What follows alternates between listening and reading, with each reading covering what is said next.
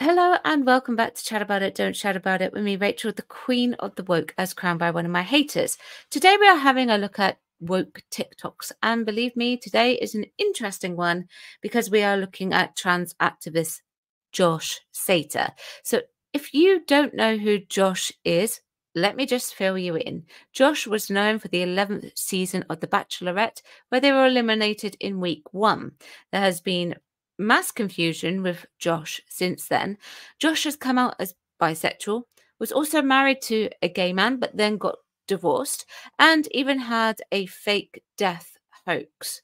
Then in May of this year, Seiter came out as a trans woman, yet makes no visible effort, in my opinion, to blend in with society as a trans woman.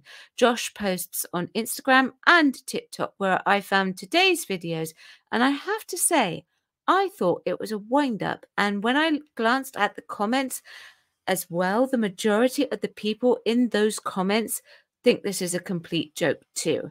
Now, let's take a look at some of these TikToks, and maybe you can help me decide what is actually going on here. Normally, I wear contacts, but I ran out, so today I'm in glasses. I just got back from the gym, and I just want to say one thing I am truly grateful for is Planet Fitness. They have been awesome during my transition. Ever since I talked to management and let them know I was transitioning, they let me use the locker room that I identify with. So they have been fantastic. Little things like that just go a long ways in validating me and affirming me and letting me know that that's a safe space for me to exist in. You mean the Planet Fitness that banned a woman from their centre because she took a photograph that went viral of a supposed trans woman shaving in the female locker room? The irony behind this TikTok is that this was posted a few months after this incident. Planet Fitness needs to seriously review their guidelines. Josh has more than a 5 o'clock shadow going on here, and I do think there should be separate spaces for trans women and trans men. Planet Fitness choosing your safety, Josh, over women and girls' safety is absolutely bonkers. It's ridiculous.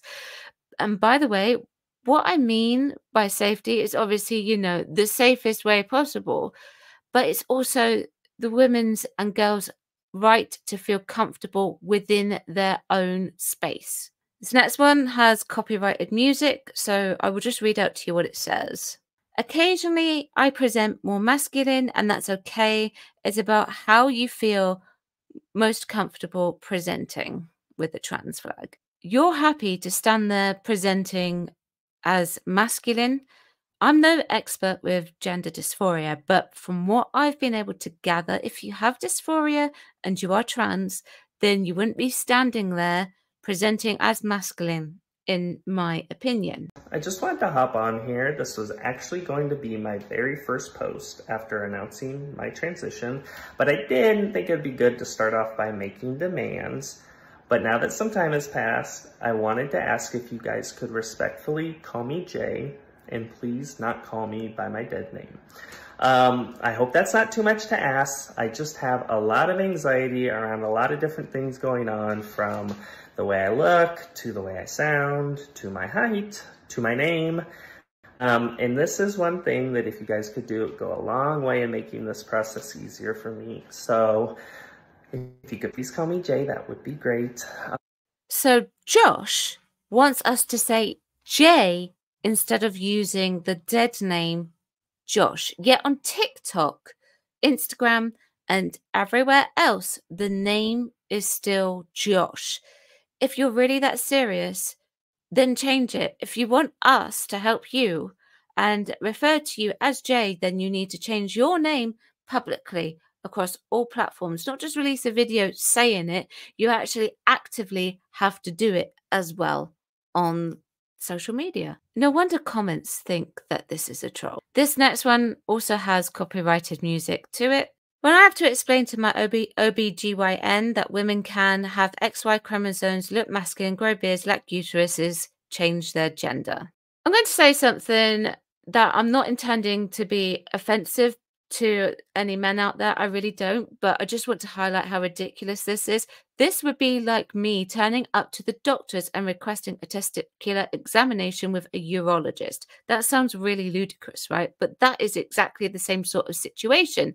And if you don't know what an OBGYN or an OB-GYN, as I call them, it's a doctor that practices obstetrics and gynecology, which is a service specifically for biological women, not for biological men. Gender may be on a different spectrum from biology, so to speak, but you can't deny the biology, especially in those two practices, a urologist and OB-GYN. You can't deny that this really does need biology to be involved here. And I think Josh knows this for sure. I'd be very surprised if Josh didn't know it. And this is perhaps using this as a way of quote unquote educating people, because Josh's bio says trans activist and educator, but this is a ridiculous way of doing it. I mean, why would you, of all people, a biological man who's saying you're a trans woman, go into an OB-GYN's office and tell an OB-GYN all of that? Everyone, I'm so sorry. I'm really struggling right now. Oh, you guys know that I'm attracted to women, and that's usually who I date. And what I didn't expect with this transition is now that I'm a woman, that means I'm gay. And I'm a lesbian. This is not what I planned on when I transitioned. I don't know how to process this reality, and I'm struggling. My eye isn't turning red because of sympathy. My eye is turning red because of the allergic reaction that I had last week. So Josh is not bisexual. Josh has come to a shocking realization that now they are a trans woman, that they are supposedly a lesbian with no tears. Josh isn't a lesbian. If Josh is trans, then Josh is still straight. Genital preference is a very real thing. If Josh went up to an actual lesbian, then Josh would be rejected. Sorry, facts. People in the comments keep saying that this is funny, it's satire, is it real? And loads of emojis laughing and crying with laughter, which to me is surprising because on TikTok, there's more of a general consensus of we're here for you on your journey type of attitude mixed in with those other types of comments as well. And this time, in this instance, there's hardly any. In actual fact, that is quite true of nearly all of this comment section here on TikTok. Everyone! So normally I'm clean shaven, but I'm growing out my beard to show support for women with PCOS. Today I want to talk about a very important topic, generational trauma. Walk with me. One of the ways we can experience generational trauma is if we're misgendered at a very early age. It's important that doctors don't just assume they know a baby's gender based on their limited knowledge and medical training and experience. It's important that we allow children to choose what their gender identity is, instead of a doctor just deciding at will, arbitrarily, what their gender is. It's always good as a rule of thumb to just trust the science and the medical community when it comes to gender identity.